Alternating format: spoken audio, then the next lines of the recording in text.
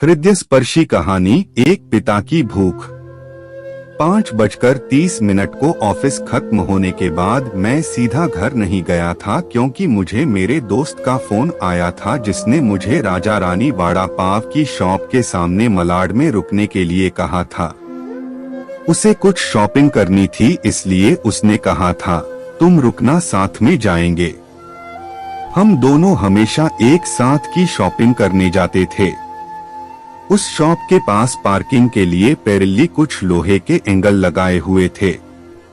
मैं उन्हीं पर चढ़कर बैठ गया और अपने दोस्त का इंतजार करने लगा।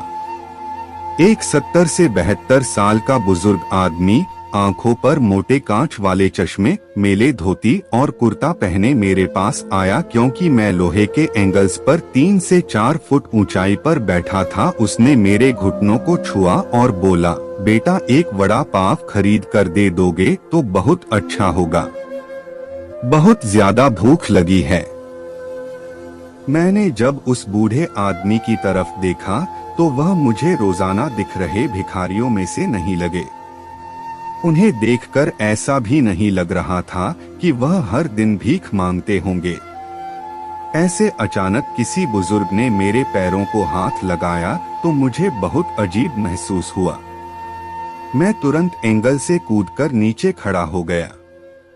मैंने अपने जेब में हाथ डाला और 50 रुपए निकालकर उस बुजुर्ग को देते हुए कहा, अंकल आपको भूख लगी है तो यह लीजिए 50 रुपए, कुछ खा लीजिए।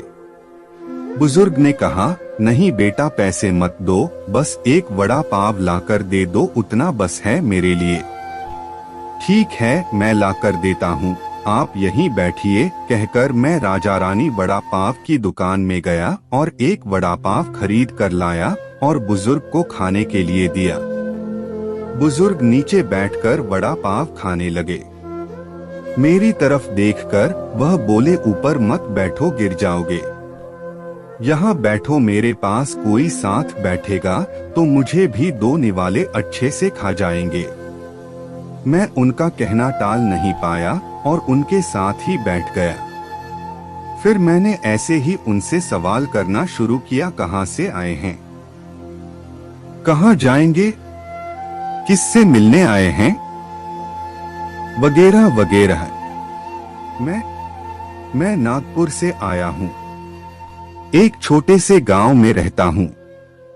यहाँ मुंबई में मेरा तुम्हारे जितनी उम्र का एक बेटा है, एक बड़ी कंपनी में इंजीनियर है, उससे मिलने आया हूँ।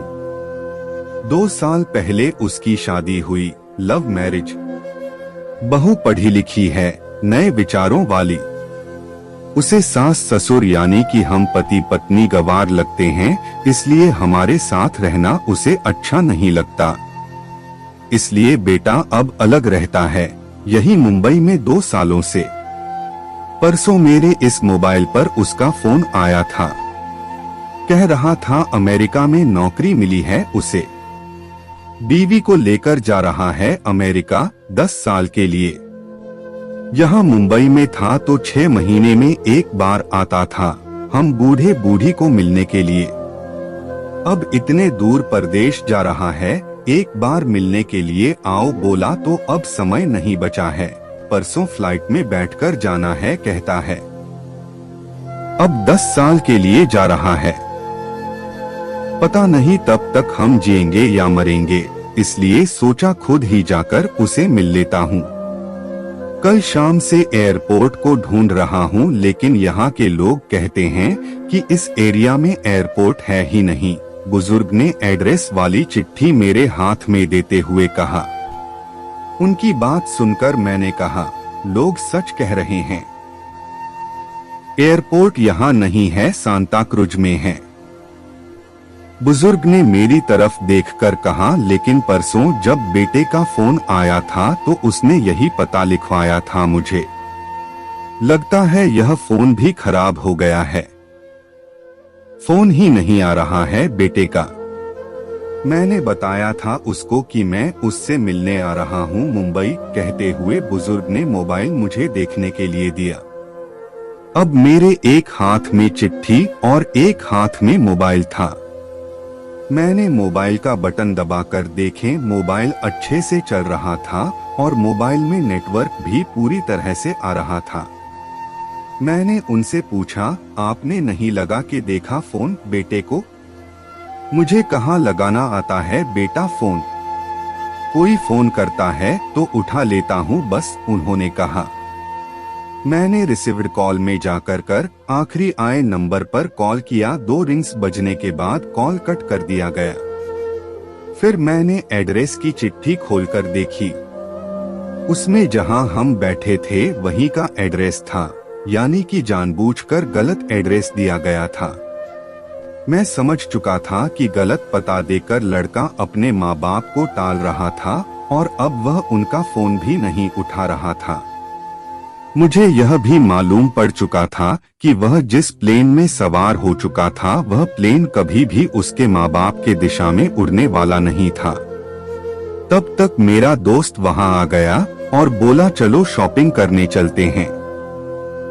मैंने उसे 2 मिनट रुकने के लिए कहा और मैं बुजुर्ग की तरफ देखकर सोच में पड़ गया। मैं समझ नहीं पा रहा था कि अपने बेटे के तरफ से होने वाली धोखेबाजी को यह बुजुर्ग समझ नहीं पा रहे थे या फिर खुद का बच्चा उनके साथ ऐसा व्यवहार कर सकता है, यह वो स्वीकार नहीं कर पा रहे थे। मैं बुजुर्ग से बोला, अब तक तो आपका बेटा जिस प्लेन में बैठा है वह उड़ चुका होगा। मुझे नहीं लगता कि अब आपकी उससे मुलाकात हो पाएगी, इसलिए अच्छा यही होगा आप वापस अपने घर लौट जाएं और आंटी भी आपका इंतजार करती होगी। मेरी बात सुनते ही अगले ही क्षण उनकी आंखें भर आई। आंसू भरी आंखों से वह मेरी तरफ देखने लगे।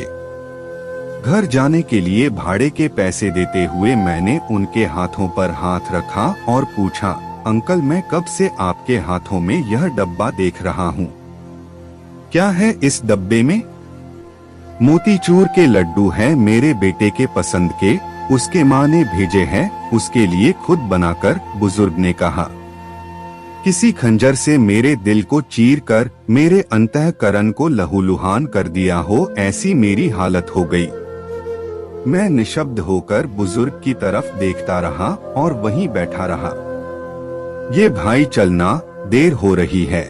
मेरे दोस्त की आवाज कानों में पड़ी तो मैं होश में आया और ऐसे ही उस भीड़ में उसके पीछे पीछे चलने लगा। घर पहुंचकर आधी रात तक मैं सो नहीं पाया। रह रहकर एक ही सवाल मेरे मन में उठ रहा था। एक वड़ा पाव की भीख मांगने वाला वह बेचारा आदमी भूख से बेहाल होने के बावजूद भी अपने साथ लाए उस मोतीचूर के लड्डुओं में से एक लड्डू खुद नहीं खा सकता था क्या? अपने बेटे से इतना प्यार।